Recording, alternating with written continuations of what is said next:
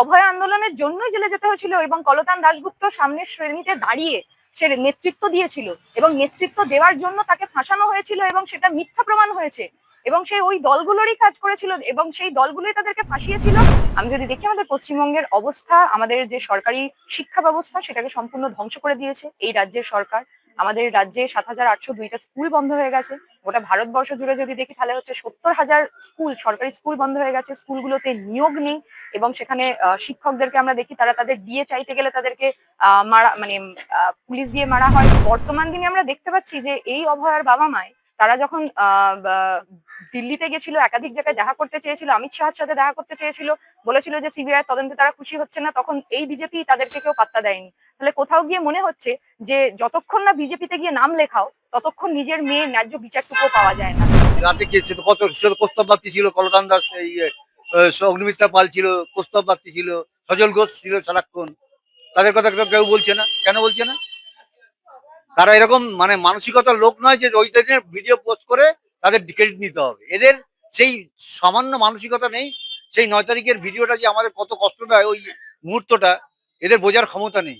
কলতান দাশগুপ্ত তিনি তো জেলেও গেছিলেন এই অভয় আন্দোলন। জানি না যে কি কারণে জেলে গেছিলেন, কারণ তখন আমরা সব করে রাখলাম না। অভয় আন্দোলন না না না, অভয় আন্দোলনের জন্য জানি, সেখানে অনেক ব্যাপার আছে, সেটা আমরা এখন বিশ্লেষণ করবো না, আমরা জানিও না এই ব্যাপারে কিছু বলবো। দিদি, একেবারে বালিগঞ্জের মনোনীত সিপিআই মনোনীত প্রার্থী, আপনি কতটা কনফিডেন্ট বালিগঞ্জ কেন্দ্রকে মানে নির্ধারণ করে?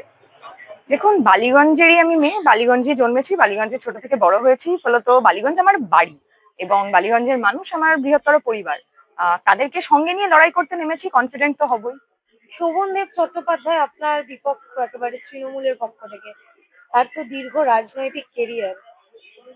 অবশ্যই উনি অনেক বয়োজ্যেষ্ঠ মানুষ, অনেক আগে রাজনীতিতে এসছেন, কিন্তু আমাদের প্লাস পয়েন্ট আছে, সেটা হচ্ছে যে আমাদের মতাদর্শ আমাকে যে লড়াই করার শক্তি দিয়েছে, সেই মতাদর্শকে বহন করে নিয়ে আমি আমার লড়াইটা রাজনীতিতে লড়াই করব। কারণ আমার লড়াইটা দেখুন কোনো ব্যক্তির বিরুদ্ধে নয়, আমার লড়াইটা তার রাজনীতির বিরুদ্ধে। ফলে তৃণমূল এবং বিজেপির যে রাজনীতি সেটা মানুষের বিপক্ষে, তার বিপক্ষে দাঁড়িয়ে আমাদের যে রাজনীতি, আমি সেই রাজনীতির কথা বলবো, সেটা নিয়ে লড়াই করবো। তার বিরুদ্ধে কতটা লড়াই দিতে পারবে, কারণ কি আপনার এটা প্রথম নির্বাচন? দেখুন, তার বিরুদ্ধে যে কথাটা বললাম যে আমার রাজনীতি আমাকে সেই শক্তি যোগাবে যে আমি এই দুটি দলের বিরুদ্ধে আমি আমার লড়াইটা লড়বো। আমি যদি দেখি আমাদের পশ্চিমবঙ্গের অবস্থা, আমাদের যে সরকারি শিক্ষা ব্যবস্থা সেটাকে সম্পূর্ণ ধ্বংস করে দিয়েছে এই রাজ্যের সরকার। আমাদের রাজ্যে ৭,৮০২টা স্কুল বন্ধ হয়ে গেছে। গোটা ভারতবর্ষ জুড়ে যদি দেখি তাহলে হচ্ছে ৭০,০০০ স্কুল, সরকারি স্কুল বন্ধ হয়ে গেছে। স্কুলগুলোতে নিয়োগ নেই এবং সেখানে শিক্ষকদেরকে আমরা দেখি তারা তাদের ডিএ চাইতে গেলে তাদেরকে মারা মানে পুলিশ দিয়ে মারা হয়, তারা তাদের ন্যায্য চাকরি চাইতে গেলে তাদেরকে পুলিশ দিয়ে মারা হয় এবং বহু দুর্নীতি করার জন্য দেখেছি বহু শিক্ষকের চাকরি গেছে, তাদেরকে আবার চাকরিতে বসতে হয়েছে, পরীক্ষায় বসতে হয়েছে। ফলে তো এই জিনিসগুলো আমরা কেউ ভুলে যাইনি। একই সাথে আমরা দেখতে পেয়েছি সরকারি স্বাস্থ্য ব্যবস্থার অবস্থা কতটা খারাপ। সেখানে সরকারি স্বাস্থ্যে আরজি করের মতো জায়গায় আমরা দেখেছি একজন রোগী, তিনি সকালবেলা তার ছেলেকে দেখাতে এসেছিলেন, লিফট ছিঁড়ে গিয়ে তার মৃত্যু হয়েছে। ঠিক একই রকম ভাবে দুদিন পরেই আমরা দেখেছি যে একজন বৃদ্ধা, তিনি এক জায়গায় তাকে ওয়াশরুমে নিয়ে যেতে পারেনি, অনেকটা দূরে তাকে একটা জায়গায় শৌচালয়ে নিয়ে যেতে গেছে এবং সেখানে তিনি অসুস্থ হয়ে পড়ে মারা গেছেন। এইরকম ভাবে আমরা বলতে চাইছি যে এই আরজি কর এর মতো হসপিটাল, যেগুলো সরকারি হাসপাতাল, সেখানে কিরকম ভাবে মানে মানুষের দ্বিতীয় জীবন তাদের পাওয়ার কথা, সেখানে তাদের জীবন চলে যাচ্ছে। আরজি করের ঘটনা, নির্যাতিতার ঘটনা আমরা জানি, একজন ডাক্তার কর্মরত অবস্থায় ধর্ষিতা হয়েছিলেন, তার মৃত্যু হয়েছিল, তার বিচার আমরা আজও পাইনি।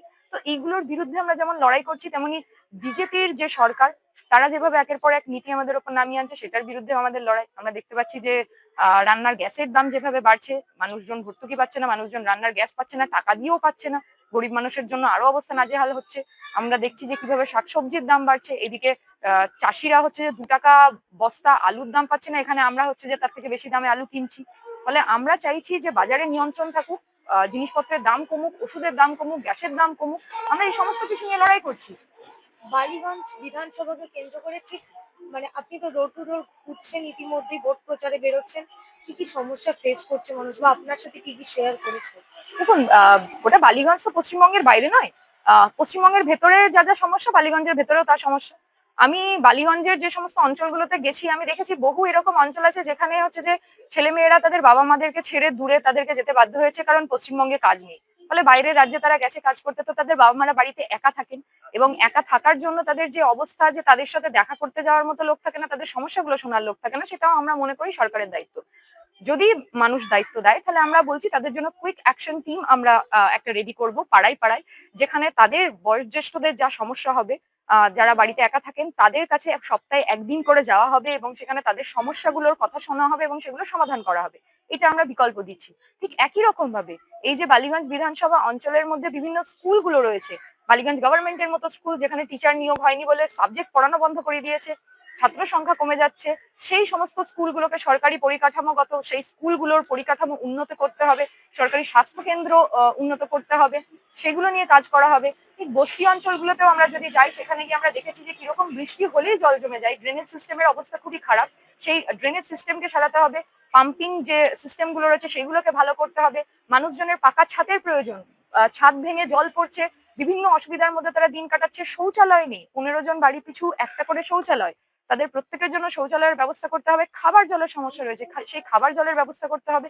এই সমস্ত সমস্যা আমি মানুষজনের কাছে শুনছি এবং সেইগুলোর সমাধান আমরা দেওয়ার চেষ্টা করছি। সেইগুলো যদি মানুষ দায়িত্ব দেয়, যদি মানুষ সরকার গড়ে, তাহলে সেইগুলো নিয়ে লড়াই করা হবে, যাতে মানুষ খেয়ে পড়ে বেঁচে থাকতে পারে, মানুষ যাতে কাজ পায় এই বাংলায় থেকে, রুটি রুজি শিক্ষা স্বাস্থ্য এই সমস্ত কিছু নিয়ে লড়াই হবে, সেগুলো নিয়েই লড়াই করবে। জ্ঞানেশ কুমারের সাথে চোখে চোখ রেখে কথা বলার পর প্রথম বিধানসভা নির্বাচন এক্সপিরিয়েন্স কি এখন পর্যন্ত? দেখুন, এক্সপিরিয়েন্স আমি বলবো যে যেহেতু মানুষকে সঙ্গে নিয়ে লড়াই করতে নেমেছি, প্রচুর আশ্বাস পাচ্ছি, ভালোবাসা পাচ্ছি, শুভেচ্ছা পাচ্ছি, আশীর্বাদ করছেন এবং লড়াইয়ে তারা আমার পাশে রয়েছে, ফলে এক্সপিরিয়েন্স তো খুব ভালো। এবং জ্ঞানেশ কুমারের চোখে চোখ রেখে লড়াই আমরা সব প্রত্যেকে করেছি, এই পশ্চিমবঙ্গের প্রতিটা মানুষ করছে, তাদের ন্যায্য ভোটাধিকার থেকে তাদেরকে বাদ দেওয়া হচ্ছে, সেইটা নিয়ে লড়াই চলছে, মানুষ লড়াইয়ে নেমে গেছে এবং আমরা এই দাবিটা প্রথম দিন থেকে করে এসেছি যে কোনোভাবেই কোনো বৈধ ভোটারকে বাদ দেওয়া যাবে না। সেকেন্ড লিস্ট বেরিয়েছে, আমরা দেখেছি সেখানেও মোরাললেস 10 লক্ষ মানুষের নাম বাদ। তারা যে আদৌ ভোট দিতে পারবেন কিনা সেটা নিয়ে যেমন সন্দেহ হচ্ছে, প্রচুর মানুষের লজিক্যাল ডিসক্রিপেন্সির নামে তাদের সমস্ত কাগজ শাখা সত্ত্বেও তাদের ভোট মানে ভোটার লিস্টে নাম আসছে না। এই দোষগুলো কার, এই দায়গুলো কার? আর আমরা কেন্দ্রের বিজেপি সরকারকে দেখেছি তারা আসলে শুধু ভোটার তালিকা সংশোধন করতে চাইছে না, এটাকে কোথাও গিয়ে নাগরিকত্বের সাথে জুড়ে দেওয়ার চেষ্টা করছে। ফলে সেটার বিরুদ্ধেও আমাদের লড়াই। তারা ঠিক করে দেবে না, তারা ভোটার, তাদের কাজ ভোটার তালিকা সংশোধন করা, মৃত ভোটার বাদ দেওয়া, ভুয়ো ভোটার বাদ দেওয়া, সেগুলো না করে তারা মানুষকে কে নাগরিক নয় এটা করার চেষ্টা করছে, সেটার বিরুদ্ধে আমাদের লড়াই জারি থাকবে। এবং এই আমাদের পশ্চিমবঙ্গে এসে তারা ভোট চাইছে এবং দেখছি পশ্চিমবঙ্গের মানুষ যখন বাইরের রাজ্যগুলোতে কাজ করতে যাচ্ছে, তারা বাংলা ভাষা বলার জন্য তাদেরকে বাংলাদেশি বলা হচ্ছে, আবার সেই বিজেপি এই রাজ্যে ভোট চাইতে আসছে। ফলে তাদের বিরুদ্ধে মানুষ লড়াই করছে, বাংলার মানুষ বুঝে গেছে যে এই বিজেপিকে ভোট দিয়ে ভোট নষ্ট করার কোনো মানে হবে না। তো লড়াইটা তৃণমূলের সাথে, কিন্তু তৃণমূল বিজেপিকে আশ্রয় দিচ্ছে। আমরা মমতা ব্যানার্জিকে বলতে শুনেছি যে আরএসএস খুব ভালো, পুরনো আরএসএস খুব ভালো, এবং আরএসএস এর যে মোহন ভাগবত তিনিও হচ্ছে মমতাকে দিদি বলেন, সম্বোধন করেন, মমতাকে সম্মান করে, তার সমস্ত ডিসিশনকে সম্বোধন করেন। ফলে এই আরএসএস চালনা করে বিজেপিকে এবং এই মমতাকেও তারাই চালনা করছে, ফলে দুটো দল মিলেমিশে একাকার হয়ে যাচ্ছে, তাদের বিরুদ্ধে আমাদের লড়াইটা। তুমি যে বিজেপির কথা বললে, অন্যদিকে আরজি করের কথা বললে, আমরা দেখছি বিজেপির পক্ষ থেকে কিন্তু অভয়ের মা একবারে লিস্ট বেরিয়েছে গতকাল রাতে, অভয়ের মা পানিহাটি থেকে লড়ছেন এবং তিনি লড়ার আগেই মানে লিস্ট বেরোনোর পরে এবং তার কয়েকদিন আগে থেকেও তিনি একটু অভিযোগ করছেন যে বামেরা অভয়াকে ব্যবহার করছে ভোট প্রচারের জন্য।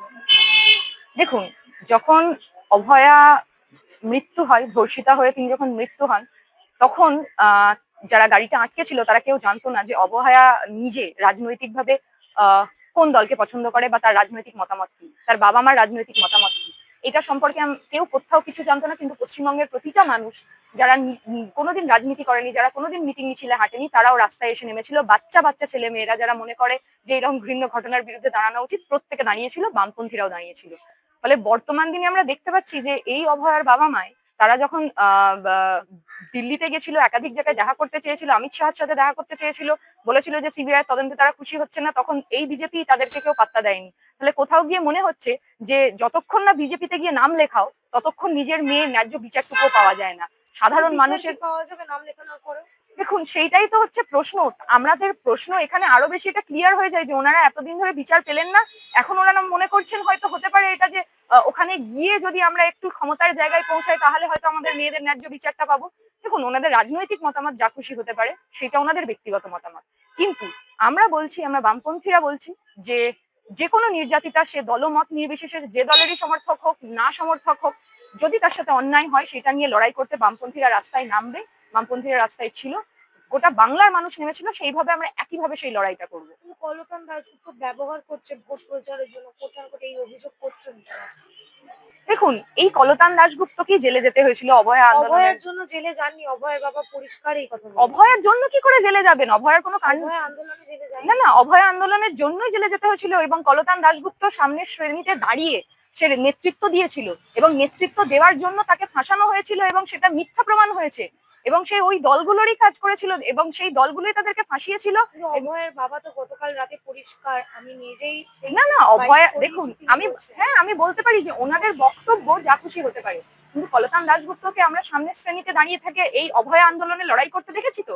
কলতান দাশগুপ্তর বিরুদ্ধে যে অভিযোগগুলো উঠেছিল সেই অভিযোগগুলো কি সঠিক প্রমাণিত হয়েছে? তাহলে তো তিনি জেলের ভেতরে থাকতেন, তাহলে তিনি জেলের বাইরে রয়েছেন কেন? তাহলে মিথ্যা অভিযোগে হঠাৎ করে কলতান দা তো এতদিন রাজনীতি করেন, তাহলে অভয়া আন্দোলনের সময় কলতান দাকে এরকম ভাবে ধরে জেলের ভেতর ঢোকানো হলো কেন?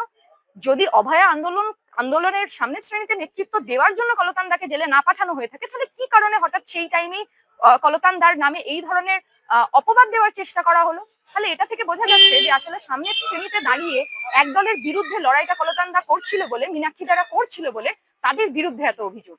আমরা আবারও বলবো, ব্যক্তিগতভাবে কে কোন রাজনৈতিক দলকে সমর্থন করলো সেটা নিয়ে আমাদের কিছু যায় আসে না। আমরা মনে করি না যে আমরা তার রাজনীতির গায়ে কোন রং লেগে আছে সেটা দেখে আমরা প্রতিবাদ করব। দুর্নীতি হলে আমরা প্রতিবাদ করব, অত্যাচার অন্যায় হলে আমরা প্রতিবাদ করব, সেটা যে দলেরই প্রতিনিধি হোক, তার সাথে অন্যায় হলে আমরা প্রতিবাদ করব। আমরা প্রতিবাদের লড়াইয়ে ছিলাম, এবং অভয়ার ন্যায্য বিচারের জন্য আমরা আজও লড়াই করছি, এবং সেটা করব। দিদি একেবারেই শেষ প্রশ্ন, বালিগঞ্জ বিধানসভা যেখান থেকে আপনি দাঁড়িয়েছেন, সেই বালিগঞ্জ বিধানসভার জনসাধারণের উদ্দেশ্যে কি বলবেন?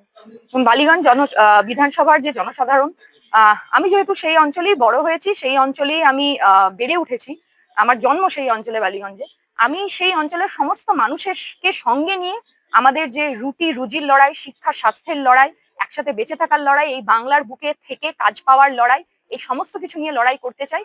তাদের সকলকে পাশে নিয়ে আমি সেই লড়াইটা লড়তে চাই। বালিগঞ্জের মানুষ এবং গোটা পশ্চিমবঙ্গের মানুষ বাংলাকে বাঁচাতে নেমে পড়েছে, বালিগঞ্জের মানুষ বাংলাকে বাঁচাতে নেমে পড়েছে। বাংলার পুনরুদ্ধার হবে, বাংলার বদল হবে।